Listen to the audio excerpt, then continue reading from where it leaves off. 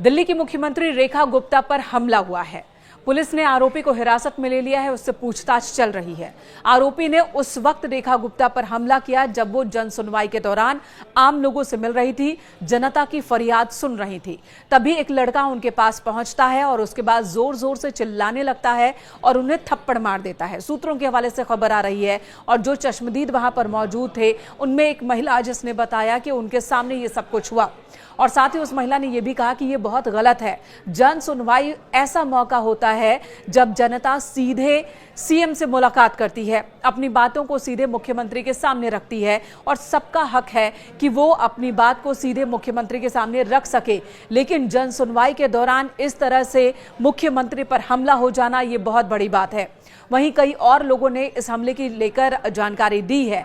फिलहाल पुलिस ने आरोपी युवक को हिरासत में लिया है। बताया जा रहा है कि उसकी उम्र लगभग 30 साल के आसपास है। नहीं, वो सबसे अच्छे से मिलती हैं और वो बहुत अच्छे से मिलती हैं और एक की सुनवाई को सामने के सामने उनका एडमिनिस्ट्रेशन सारा सॉल्व कर रहा था। वो जैसे ही बैठे तो एकदम उसने हिट किया। हिट करते ही पुलिस मतलब आप इतनी एफिशिएंट थी कि वो उठा के ले गए। रेखा गुप्ता जी पे जो हमला हुआ है ये दुखद है। जिसने भी हरकत की उसको पकड़ा गया है। रेखा गुप्ता लोकप्रिय मुख्यमंत्री हैं और साजिश के तहत किसी ने ऐसा किया है, उस पर कार्रवाई होगी। वहीं विपक्षी दल आम आदमी पार्टी ने भी सीएम रेखा गुप्ता पर इस हमले की निंदा की है। पूर्व मुख्यमंत्री आतिशी ने सोशल मीडिया साइट पर संदेश दिया और कहा कि देखिए, राजनीति में मत मिलते हैं, नहीं मिलते हैं, यानी कि मत मिलते हैं, मतभेद भी होते हैं, विरोध भी होते हैं, लेकिन इस तरह की स्थिति ठीक नहीं है। किसी पर हमला नहीं करना चाहिए। वहीं बीजेपी कह रही है कि विपक्षी दलों ने साजिशन हमला करवाया। पुलिस भी फिलहाल आरोपी से पूछताछ कर रही है, हमलावर से पूछताछ कर रही है और ये जानने की कोशिश में है कि आखिर वजह क्या रही। क्या किसी बात को लेकर वो नाराज था? क्या आवेश में आकर उसने सीएम पर हमला किया या फिर साजिशन हमला करवाया गया? पुलिस इस वक्त मामले की तहकीकात में जुटी है।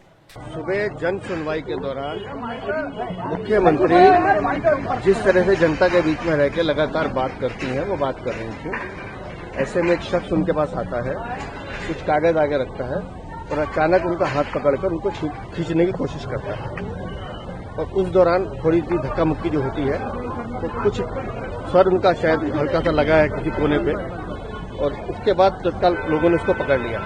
कौन है वो आदमी, क्या उसकी जानकारी है, पुलिस जांच पड़ताल कर रही है। तो मुझे लगता है कि आपको तब तक रुकना चाहिए जब तक पुलिस जांच पड़ताल ना कर ले, उसके बारे में जानकारी ना मिल जाए, क्योंकि लगातार उसकी एक बार जांच पड़ताल हो जाए। मुख्यमंत्री की हालत अभी स्थिर है, डॉक्टर्स उनको देख चुके हैं। कुछ उनको क्या चोटें आई? नहीं, मैंने बताया ना कि सदमा जरूर लगा है, जिससे उनको थोड़ी चिंता हुई है। लेकिन हमने मुख्यमंत्री से मैं मिलकर आया हूँ और उस बहन को, मजबूत महिला है वो जानती हैं कि उनकी कमिटमेंट दिल्ली के लिए है और उन्होंने इस बात को स्वीकार किया है कि मैं अपने रोजमर्रा के कामों से नहीं रुकूंगी। फिजिकल इंजरी भी हुई है, सीएम को फिजिकल इंजरी हुई है क्या? ऐसा लगता है कि उनके सर पे हल्का सा कुछ लगा है। किस चीज से? अब वो मारा उसने या कोई पत्थर, कोई ऑब्जेक्ट से मारा है? क्या कोई ऑब्जेक्ट से मारा है? पत्थर थप्पड़ जो चला रहे हैं वो फैब्रिकेटेड है। अच्छा। लेकिन टेबल का कोई कोना या कुर्सी का कुछ कोना सर पे जरूर ऐसा लगता लगा है, इसकी उनको शिकायत चल रही है। लेकिन मुख्यमंत्री बहादुर महिला है, हमारी बहन है, स्थिर है। थोड़ी मुझे लगता है और थोड़ा सा समय दीजिए, वो आपके बीच हमारी मुख्यमंत्री जनता के बीच की महिला है, बहन है, वो जनता के बीच हाथ पकड़कर उसने खींचने की कोशिश की। आरोपी का कोई नाम वगैरह मुझे लगता है पुलिस बहुत देर हो गई है, अपनी जांच कर रही है। नाम तो पता ही चल जाएगा। ऐसा कहाँ से आया? ऐसा मेरे कहने से नहीं होगा ना।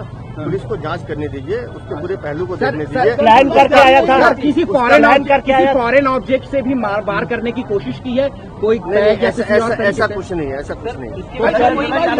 प्लान करके आया था। देखिए, मुझे लगता है मंशा इस तरह की कोई मंशा अगर होगी तो पुलिस की जांच में सामने आएगा। लेकिन एक बात तो ये है कि राजनीति में इस तरह की घटनाओं का होना निंदनीय है और जिस तरह की घटना इस बहन मुख्यमंत्री के साथ हुई है, मैंने जैसे सुबह भी कहा है, एक मिनट, मैंने जैसे सुबह भी कहा है कि ये बहन हमारी 18 घंटे जनता के बीच में काम करती है और इनके स्वभाव में है कि जनता से जाके मिलती है।